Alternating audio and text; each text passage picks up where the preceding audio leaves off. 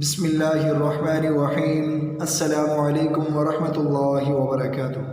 امید ہے تمام طلباء خیریت سے ہوں گے۔ بیٹا کل آپ کو سبق لانس نائک لال حسین شہید کے مشکل الفاظ کے معنی لکھنے کے لیے دیے گئے تھے، یقیناً تمام بچوں نے لکھ لیے ہوں گے۔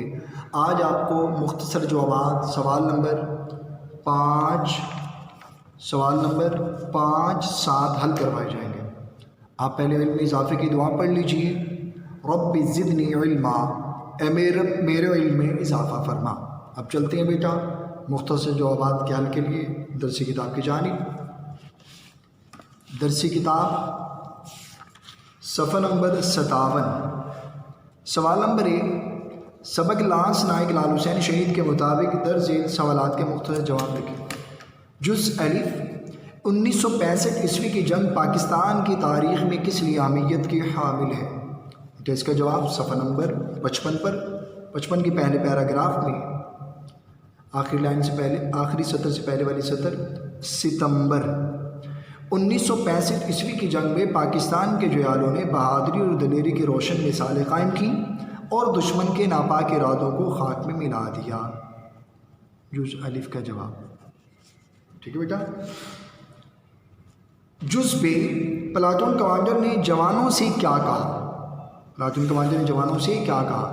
صفحہ نمبر 55 کے دوسرے پیراگراف کی آخری سطر سے پہلے والی سطر میں دیکھیں بیٹا، پلاٹون کمانڈر نے چند جوانوں کو بلا کر کہا کہ تم جنگ کے حالات سے آگاہ ہو، دشمن نے ہماری اگلی چوکیوں پر قبضہ کر لیا ہے، دشمن کی فوج مسلسل گولہ باری کر رہی ہے، اس لیے ہمیں شاید یہ چوکی بھی خالی کرنی پڑے۔ جز بے کا جواب بیٹا اپنے الفاظ میں ان جوابات کو لکھنا ہے۔ جز جی، لال حسین نے چوکی پر پہنچ کر کیا کیا؟ لال حسین نے چوکی پر پہنچ کر کیا کیا؟ صفحہ نمبر 56 تیسرے پیراگراف کی 1 2 3 4 5ویں سطر میں دیکھیں بیٹا، لانس نائک لال حسین اپنی چوکی پر دشمنوں کو دیکھ کر غصے میں آ گیا اور فوراً کمر کی پٹی سے دستی بم نکالا اور پہرے پر موجود دشمن کے سپاہیوں پر پھینک دیا۔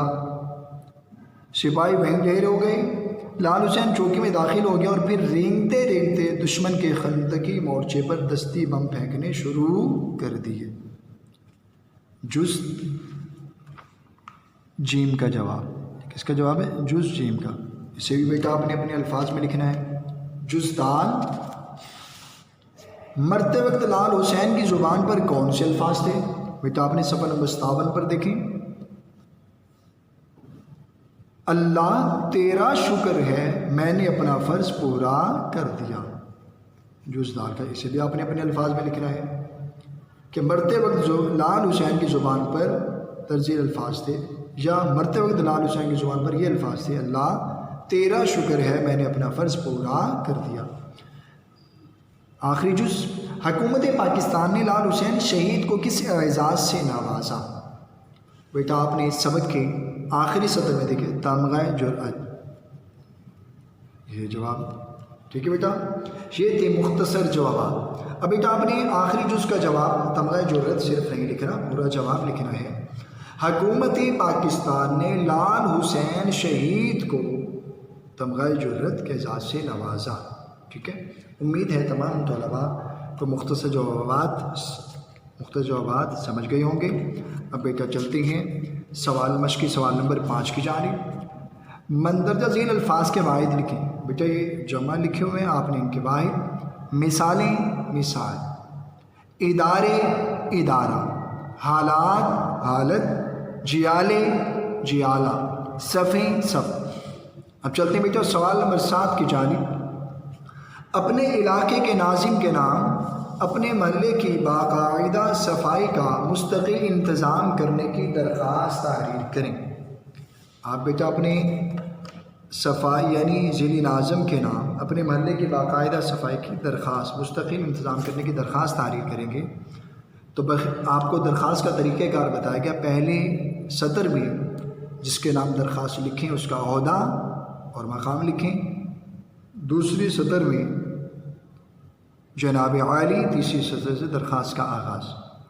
تو بخدمت جناب ذیلی ناظم صاحب سٹی ڈسٹرکٹ گورنمنٹ لاہور جناب عالی، نہایت ادب سے گزارش ہے کہ ہمارے محلے میں خاکروبوں نے آنا چھوڑ دیا ہے۔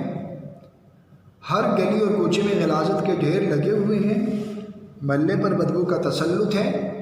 اس پر مزید یہ کہ موسم برسات آ رہا ہے جو گندی گلیوں اور محلوں میں بیماریاں پھیلا دیا کرتا ہے۔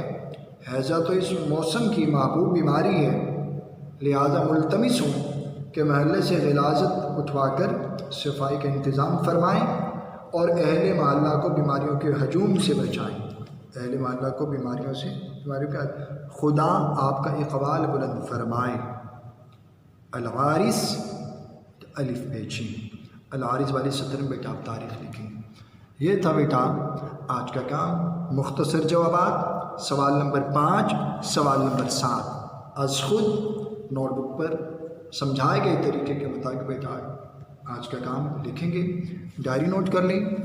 12 اگست بروز بود مختصر جوابات اور مشقی سوال نمبر 5، 7 لکھیں، یاد کریں۔ السلام علیکم ورحمۃ اللہ وبرکاتہ۔